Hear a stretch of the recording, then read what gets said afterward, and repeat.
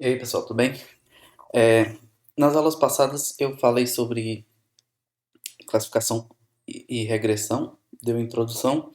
Agora a gente vai falar um pouco mais, aprofundar um pouco mais sobre classificação, principalmente utilizando um algoritmo chamado árvore de decisão, que ele é fácil de entender, fácil de implementar e fácil de interpretar também. Então, a, o nosso problema, geralmente, de decisão é o seguinte, por exemplo, eu tenho uma empresa de empréstimo de crédito, né, em que os gestores querem, por exemplo, dividir os clientes entre adimplentes e inadimplentes. Então, para isso, ele vai utilizar os bases com base nos dados históricos de relacionamento do cliente, com pagamento de cartão de crédito, pagamento de empréstimo, taxa de inadimplência, saldo devedor. Então, ele vai pegar diversas características e vai dizer se esse cliente potencialmente vai ser adimplente, paga suas contas em dias, ou inadimplente, vai atrasar as contas. Então, nesse tipo de característica, a gente pode utilizar então um classificador para separar, conseguir juntar, identificar quem são essas pessoas. Para isso, a gente utiliza, por exemplo, a árvore de decisão, vai ser uma árvore parecida com a árvore binária, né?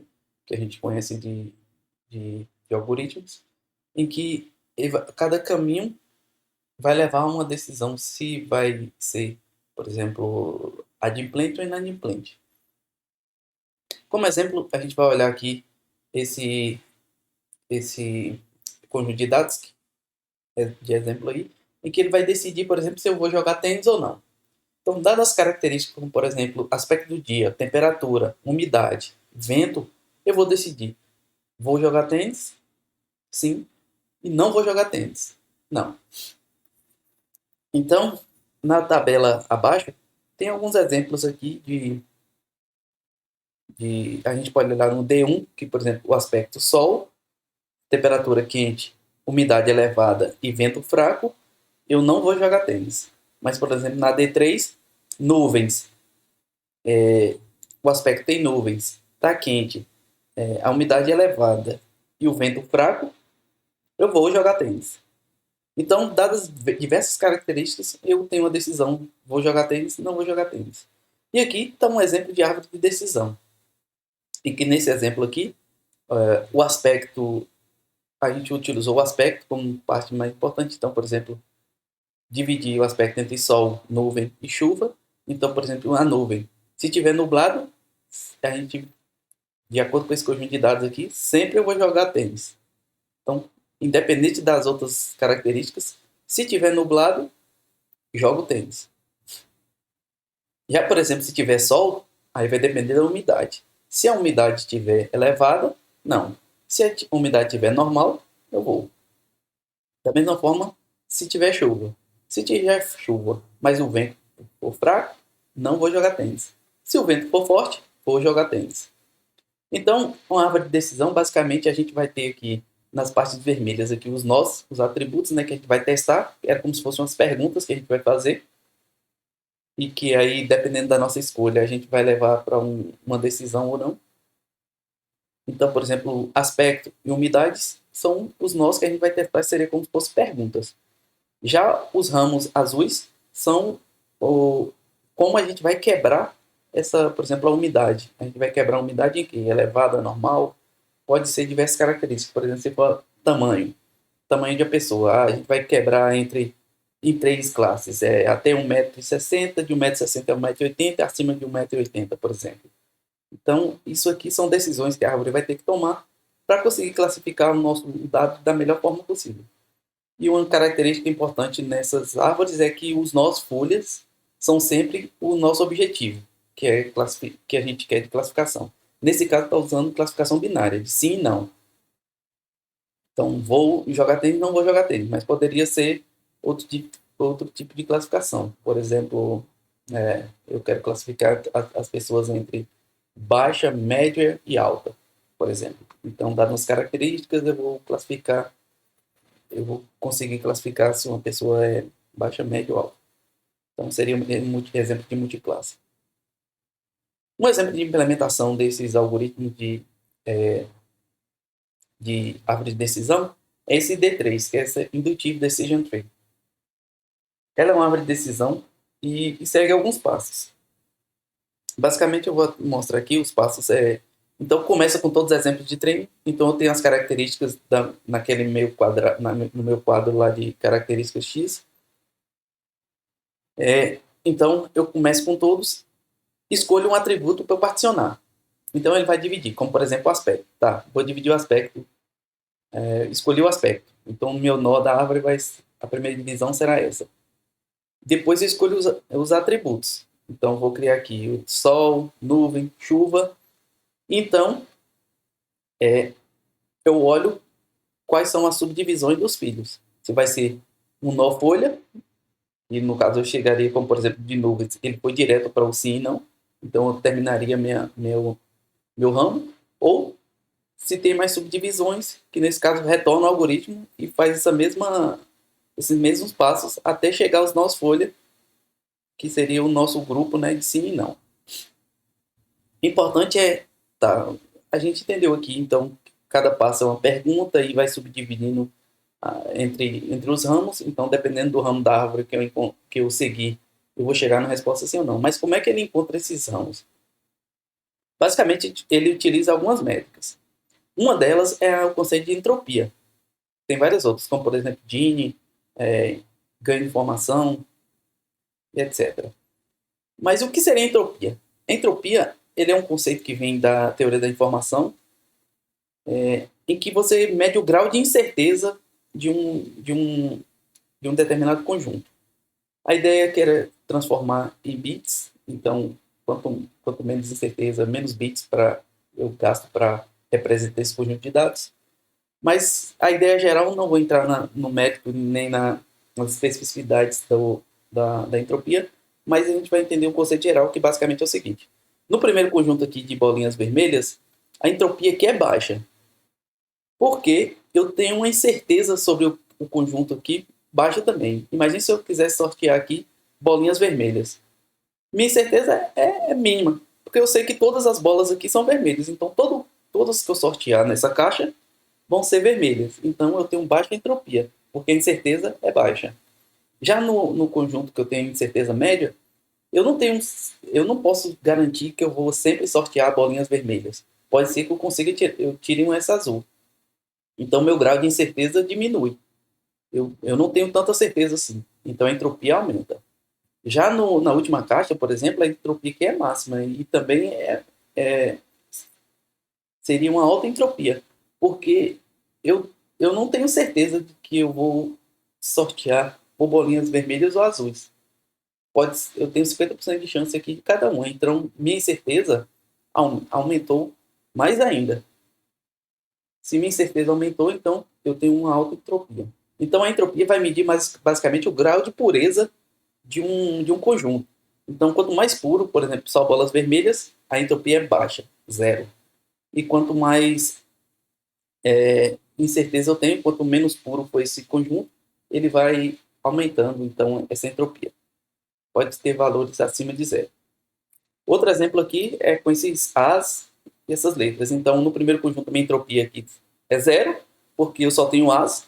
Então, minha incerteza, eu não tenho certeza nenhuma. Todo conjunto aqui é A. No segundo, eu já tenho uma incerteza maior. Inclusive, a entropia aqui, no caso, é 1,75. Ele utiliza esse cálculo aqui de probabilidade. Então, ele pega a probabilidade de eu achar um A vezes o logaritmo na base 2 de eu achar o A. Com a probabilidade. Então, aqui seria... Já que, por exemplo, no 2 aqui. Então, metade do meu conjunto aqui é A. Então, seria 0,5, né? Que é metade. Vezes o log de 0,5. E assim vai fazendo para todos. Agora para o B. 25%. Então, 0,25. Então, 0,25 vezes log 1,5. O C dá 1 sobre 8. E D, 1 sobre 8. E assim faz. Então, somando isso tudo, dá 1,75. Então, eu tenho uma entropia. Mas, basicamente, ele vai mostrar, então, quanto maior a entropia, mais impuro seria esse meu conjunto. Então, com essa ideia de pureza, então ele vai quando a gente vai particionar então nossa árvore, a ideia então é pegar o conjunto, essa característica que faz com que o nosso divida os datasets com um maior conjunto de, como se eu separasse em bolinhas vermelhas e verdes. Então, assim, eu escolho, dependendo do tipo que eu escolhesse, ele ia juntar mais as bolinhas vermelhas. Então, dependendo da característica que eu selecionar e juntar mais bolinhas vermelhas, essa é a que eu vou escolher. Porque a ideia aqui justamente não é separar entre classes. Então, quanto mais agregado, quanto mais eu conseguir separar e juntar essas classes, melhor será essa característica que eu vou utilizar. No exemplo aqui, a gente está usando o positivo ou negativo e está mostrando se eu vou jogar tênis ou não vou, né? E aqui ele mostra, por exemplo, dada a probabilidade, o quanto eu tenho, né, de entropia. É um gráfico justamente que mostra o quanto varia a entropia. No caso binário de 0 seria no eixo X. A probabilidade 0 seria não vou jogar tênis. E a probabilidade 1 seria com certeza eu vou jogar tênis. Então, tanto um lado quanto para o outro, se eu não tenho certeza, seria o não, né? O 0. A entropia é mínima. Se eu tenho um também, que é com certeza eu vou jogar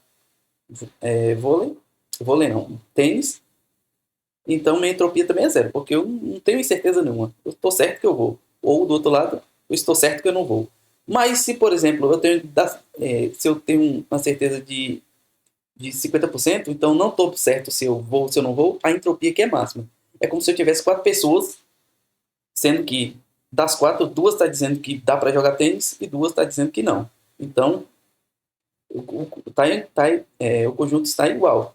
Eu não tenho certeza se eu vou ou se eu não vou jogar tênis. Agora, por exemplo, dessas 4 pessoas, se 3 disserem não, vou jogar tênis, então a incerteza aqui diminui.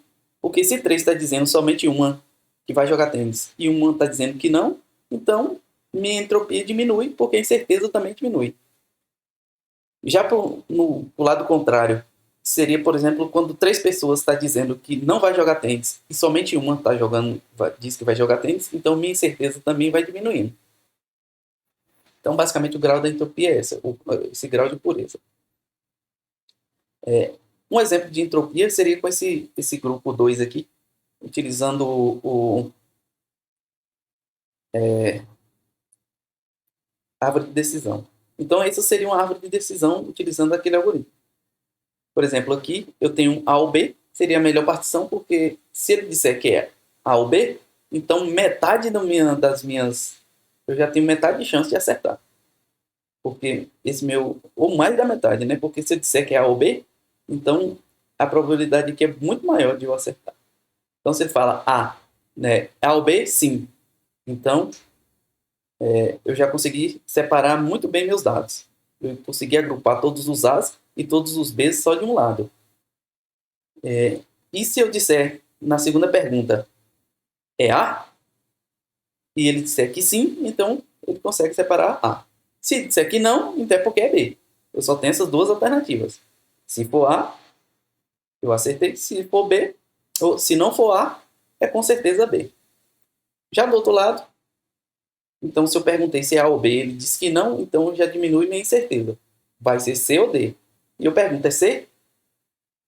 Se for C, então realmente é o C. Se não, só tem outra opção que é o D. Então essa seria uma árvore de decisão.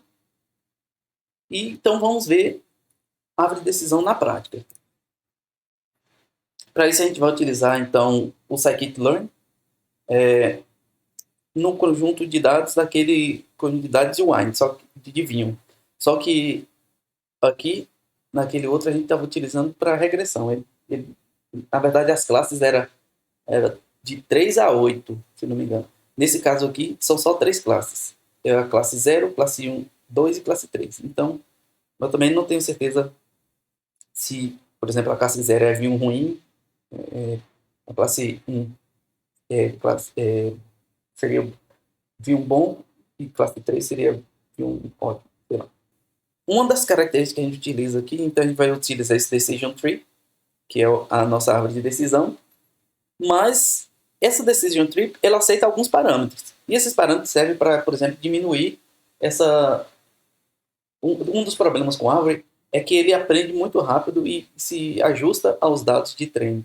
Então, é o chamado overfitting, que a gente falou na última aula.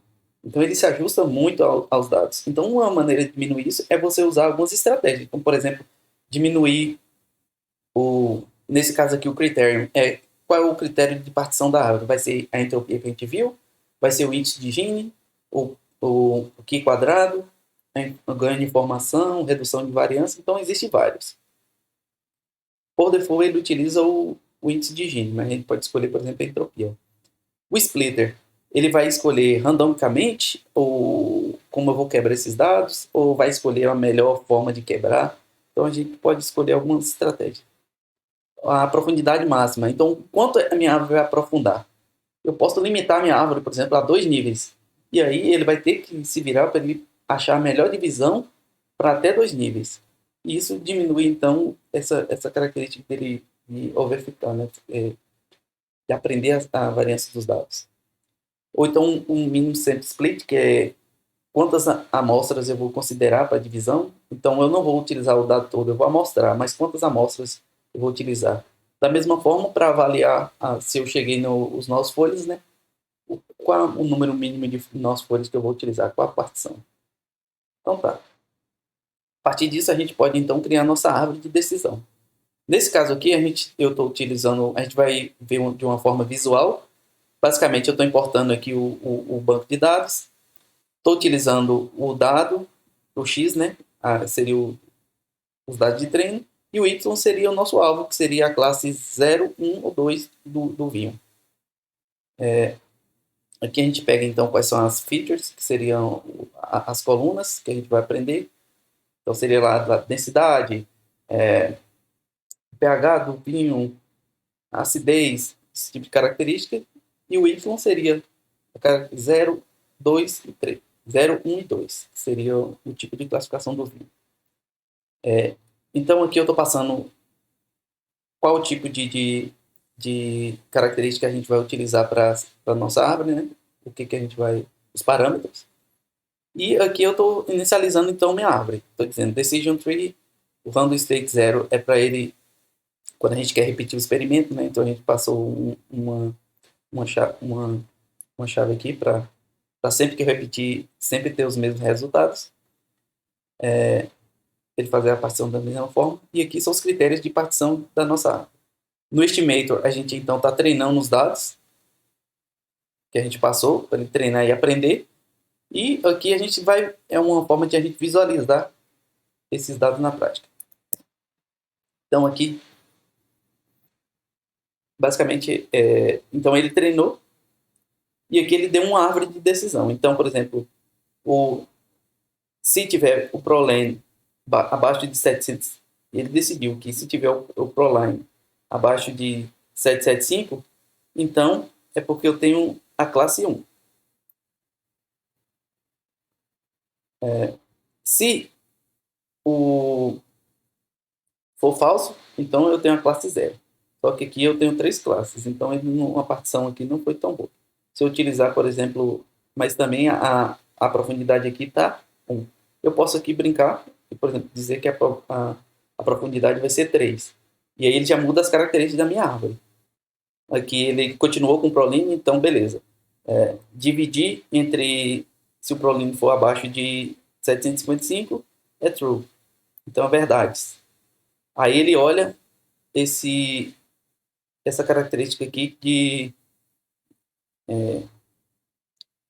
essa característica aqui, se for abaixo de 2115 ou 2.15, então ele consegue, ele chama, utiliza a classe 2. É da classe 2. Se for maior do que esse 2.1, então vai ser da classe 1. E se não, e no caso do ProLine, então se for maior do que 755, então é com certeza a classe 0. E aí ele vai, a gente pode brincar aqui, nesse caso ele utilizou o Gini, então a gente poderia utilizar a entropia e ver qual é a característica. Pronto, ele já mudou. Quando a gente utilizou a entropia, ele já mudou as características. E o que ele achou mais importante, que divide melhor os dados, seria os flavonoides. E não o anterior, que seria esse proline. Então a árvore mudou totalmente. E aqui então, se os flavonoides for abaixo de 1,5, a gente tem que é da classe 2. Se não, então a gente vai olhar então esse proline aqui. Que no caso, se for menor que 724, vai ser da classe 1. Se não, vai ser da classe 0. Então a gente pode brincar aqui, escolher algumas e ir testando, né, para ver os tipos de árvore diferentes. Esse exemplo aqui é apenas didático. A gente pode criar ou brincar para ir testando aqui algumas características. Aqui também tem seria então as características, né? O valor alcoólico, a acidez, a alcalinidade, magnésio. Então são as características. E o Y seria qual é a classe, se era a classe 0, 1 ou 2. Certo? E então, beleza. Ali a gente viu como utilizar a árvore de decisão, viu como ele monta a decisão, dependendo do algoritmo que a gente utiliza. Agora a gente vai utilizar, então, os métodos de classificação, porque nesse exemplo aqui a gente utilizou todos os dados somente para montar a árvore. Mas se eu tivesse uns dados de classificação real, se eu tivesse um problema de classificação real, como por exemplo aqui, a gente vai nesse dataset de diabetes. Então a gente tem um diabetes de mulheres na Índia, em que o índice dá nas características, por exemplo, quantas vezes ela ficou grávida, a pressão arterial, insulina, a massa corporal, a idade. Eu vou dizer se ela é diabética ou não. Então, esse dataset mostra isso. Ele tem algumas instâncias. A gente vai analisar ele aqui. Então, essas features aqui são justamente essas colunas que a gente vai utilizar aqui. E para isso, eu vou usar também o scikit-learn, a implementação, a mesma de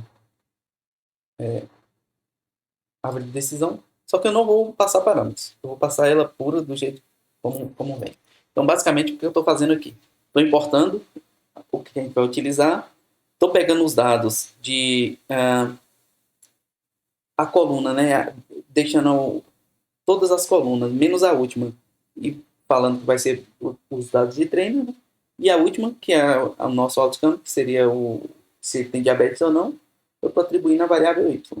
A partir disso, eu estou quebrando aqui entre treino e teste. E eu estou falando que 20% dos meus dados, então 20% das minhas linhas ali, ele vai selecionar aleatoriamente e vai servir como treino, como teste. E para treinar, os outros 80%.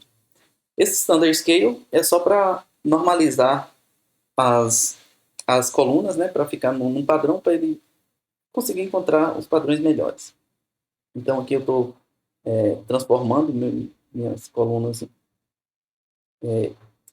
escalando elas, né, para ficar todos no mesmo padrão, para a gente utilizar na nossa árvore de decisão. E aqui sim eu estou criando então o meu modelo de árvore de decisão. Criei o meu modelo e aqui eu vou treinar. Então, peraí. Transformei meus dados, treinei meu modelo. Bom, ele treinou e essas são as características da minha árvore, que é o default. Então, ele usou o critério foi Gini, dividiu no máximo em 2, o número de exemplos foi 1. Então, ele botou aqui quais foram as características. Parecido com o que a gente brincou aqui. Tá. Uma vez que ele fez isso aí, a gente agora vai aplicar o Transformer também no teste. A gente vai testar e ver o quão bom essa nossa árvore aprendeu esses dados de diabetes. Então, ele está apenas transformando os dados de teste e aqui fazendo a predição. Então, uma vez que eu treinei meu modelo, agora ele vai verificar nos dados que ele nunca viu, que seriam os dados de teste, para a gente analisar se ele está indo bem ou não. Nesse caso, a gente utiliza, então, aquelas métricas que a gente viu na aula passada, que é a precisão, o quão preciso ele foi. Então, do que eles falou que seria, do que eles falou que ele seria diabetes ou não, o quanto ele acertou, o recall é da quantidade que ele tinha que acertar, o quanto ele acertou. Então, aqui está em porcentagem, né? E o F1 score é a medida entre as dois, né? É a média entre os dois. É uma média harmônica. Então, a gente vê que... E aqui está a acurácia do nosso modelo, está 73. E o F1 score, a média está em 72. Tem essa microvariance também, mas quando é balanceado por classe. Então, está 69. Não está ruim. Está em cerca de 70%, ele está conseguindo acertar. Se a gente pode olhar também, então, quais foram as features mais importantes aqui que levou o nosso classificador a falar, conseguir a separar dessa forma como ele fez. Para isso, aí, o que eu estou fazendo? Eu estou transformando, então, esses dados. Então, eu estou pegando as colunas, transformando as features. E se eu fizer pegar um modelo e botar features importance dessa forma, ele vai me dar, então, desse modelo treinado, quais foram as features mais importantes, que ele considerou que foram mais importantes. Então, eu estou criando um dataset. Então, para classificar, então, como diabetes ou não, o que ele achou como mais importante foi essa concentração de plasma, que está 0,31 de importância. Então, 31% aqui de importância. Depois, o índice de massa corporal. Depois, a idade. E assim por diante. Então, as outras características. A última aqui, essa skin thickness, que foi quase não tem importância. Menos de 4% de importância. Mas, então, a concentração de plasma, nesse caso, é uma das que mais indicam se a pessoa vai ter diabetes ou não. Nesse caso, né, que ele considerou. Se a gente olhar aqui também, nesse caso, se eu estou pegando, a gente vai visualizar com um gráfico de barras, pegou aqueles mesmos dados e está colocando o feature importance. Então, o que a gente está vendo aqui, de novo, a concentração de plasma é um forte indicador, então, de se tem diabetes ou não. Juntando isso com a massa corporal, o índice de massa corporal, os dois formam um bom preditor. Assim. Então, como a gente vê, o bom das florestas não, da árvore de decisão, é que a gente pode interpretar esses dados de uma maneira fácil, ele é fácil de treinar, rápido de treinar, e já dá um bom resultado. E também a gente pode entender o que está acontecendo. Uma outra forma também, inclusive mais nova e que hoje em dia, computacionalmente, é muito barato, são as florestas aleatórias, as random forest. Ela basicamente são árvores de decisões, só que a ideia dela é para evitar aquele overfit e para ele aprender, então ele utiliza os dados randomizados. Então, como seria? Eu escolho, por exemplo, eu quero treinar meu algoritmo com 100 árvores aleatórias. Então, ele vai pegar o nosso conjunto de testes, selecionar randomicamente e criar árvores diferentes, com características diferentes, 100 árvores. Cada uma com suas características diferentes menores. No top, cada árvore individual, ela não é tão boa para predição. Mas quando você junta esse monte de árvore e cria um processo de decisão, que seria o que ele chama de ensemble, então cria uma votação, então cada árvore faz, quando eu dou uma entrada, cada árvorezinha faz a sua classificação. Quando a gente soma e vê, por exemplo, tem diabetes ou não, eu pergunto para cada árvore individual. Se a maioria responder que sim, então tem. Se a maioria disser que não, então não tem diabetes. Então, essa é a característica então, das árvores aleatórias. Ela é muito boa porque, quando você faz isso, ela evita que ele aprenda com os dados de treino, né? E consegue generalizar. E também o desempenho hoje, antigamente, era proibitivo. Hoje em dia, está muito simples e muitos algoritmos prontos. Aqui, por exemplo, a gente vai utilizar ela, o Randall Forest. Eu também importei do Scikit-Learn, o Randall Forest. Eu estou dizendo que eu vou utilizar 200 árvores aleatórias. Então, ele vai gerar, passando os mesmos dados. Então, ele vai gerar 200 árvores aleatórias e vai treinar os dados. E a gente vai ver se melhora a classificação. Isso vai depender também do seu dado de treino. Aqui a gente não tem muitos dados de treino, mas a gente já pode ver que foi muito melhor do que o anterior. Aqui a gente tem 77 de média, né, de acerto. Deixa eu ver se o outro... Isso. O outro foi 72, 69, 73. Aqui foi 77, 74, 78. Então a gente já teve um ganho com relação ao anterior. Isso porque eu estou utilizando, assim, valores default, tá? Claro que dá para melhorar se a gente testar alguns parâmetros, melhorar alguns parâmetros da árvore para tentar encontrar, então, esses melhores resultados. Então, basicamente é isso, assim, que eu queria falar sobre árvore de decisão. Para aprofundar mais, a gente pode procurar no Scikit-Learn, lá tem os tutoriais e mostrando como funciona cada um. Também da mesma forma, se a gente for utilizar o Random Forest, dá para entender melhor. Se quiser entender melhor esses algoritmos, podem ir na Wikipedia. Existem vários arquivos que explicam melhor.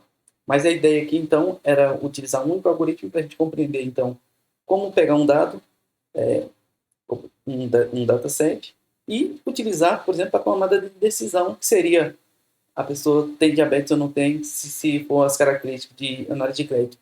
Empresto ou não empresto, porque ele vai ser adimplente ou inadimplente, e assim por diante.